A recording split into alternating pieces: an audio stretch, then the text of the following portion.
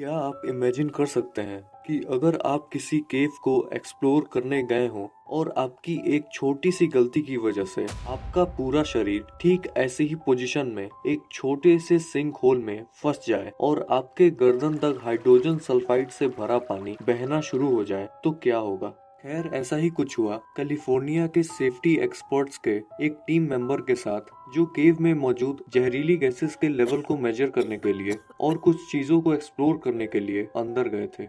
11 मई सन 1996।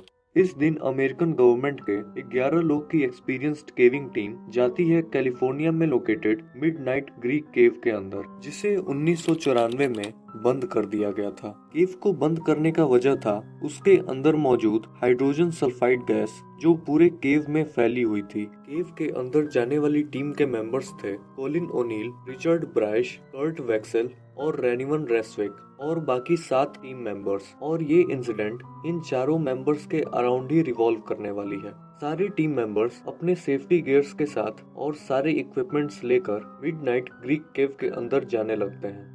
अंदर धीरे धीरे आगे बढ़ने के बाद केव के अंदर मौजूद हाइड्रोजन सल्फाइड की वजह से बदबू बढ़ते जा रही थी, जो किसी भी नॉर्मल इंसान का दम घुटा सकती थी। साथ ही साथ अंदर चट्टानों पे मौजूद नमी केव को स्लिपरी बनाते जा रही थी, जिस वजह से पूरी टीम को अपना एक एक कदम फूक फूक कर चलना पड़ रहा था। केव के अंदर पहुंच जाने के बाद कुछ मेंबर्स अपने टेक्निकल इंस्ट्रूमेंट्स, जिसमें air quality detector, gas detector जैसे इंस्ट्रूमेंट्स शामिल थे, उन्हें लेकर के केव का जायजा लेने लग जाते हैं। और कुछ मेंबर्स केव के और ज्यादा अंदर जाकर उसे अच्छे से एक्सप्लोर करने का डिसाइड करते हैं, जिसमें रिचर्ड ब्राइश, कर्ट वैक्सेल, कॉलिन ओनील और रेनिवन रेस्विक शामिल थे। कर्ट, कॉलिन और रेनिवन रेस्विक पीछे चल रहे थे और उन्हें गाइड करता आगे चल रहा था रिचर्ड ब्राइश। कुछ देर आगे चलते उन्हें पानी की बहती हुई लहर दिखती है। उस वक्त पानी को देखते ही रिचर्ड फौरन अपने साथ लाई हुई गैस डिटेक्टर को निकालकर पानी में मौजूद टॉक्सिक हाइड्रोजन सल्फाइड गैस को मेजर करने की सोचता है। और इसी वक्त कुछ ऐसा होता है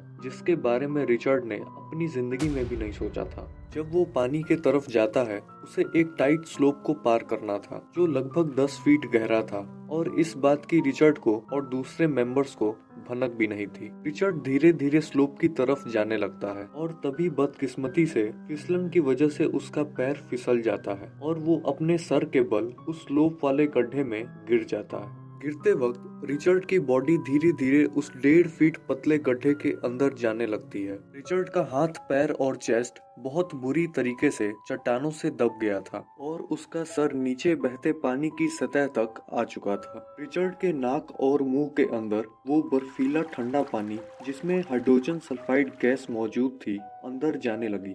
रिचर्ड घबराहट की वजह से अपने गर्दन को ऊपर की तरफ उठाता है ताकि वो फिर से सांस ले सके।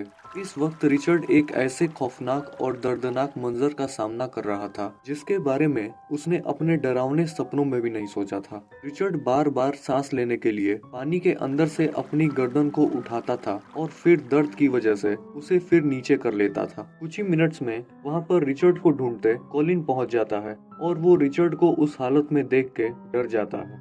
कॉलिन रिचर्ड को दिलासा देता है और उसे बचाने के लिए स्लोप के और आगे जाता है, और बदकिस्मती से उसका पैर भी फिसलन की वजह से फिसल जाता है और वो अपने पैर के बल उस गड्ढे में गिरने लग जाता है, जिस वजह से रिचर्ड को और ज्यादा दर्द होने लगा। और क्योंकि इस वक्त कॉलिन की बॉडी रिचर्ड की बॉडी को और ज्यादा नीचे पुश कर रही थी, और इस वक्त रिचर्ड को सर में ऐसा महसूस हो रहा था जैसे कोई अनजान हाथ जबरदस्ती उसके सर को पानी में डुबा रही हो। इस वक्त कोई सोच भी नहीं सकता था कि रिचर्ड की कितनी बदतर हालत हो चुकी थी, और अगर उसे जल्दी बाहर नहीं निकाला जाता तो दम घुटने और जहरीली गैस की वजह से उसकी मौत भी हो सकती थी। कॉलिन को फंसा देख कर्ट और रेनिवन रेस्विक वहां भागते हुए आते हैं और बहुत मुश्किल से कर्ट को गड्ढे से बाहर निकाल देते हैं। पर अभी तो सबसे ज्यादा मुश्किल काम बाकी था, क्योंकि रिचर्ड अभी भी उस गड्ढे में फंसा हुआ था। उन तीनों ने डिसाइड किया कि शायद अगर वो रिचर्ड की बॉडी जोर से नीचे पुश करें तो वो नीचे की तरफ से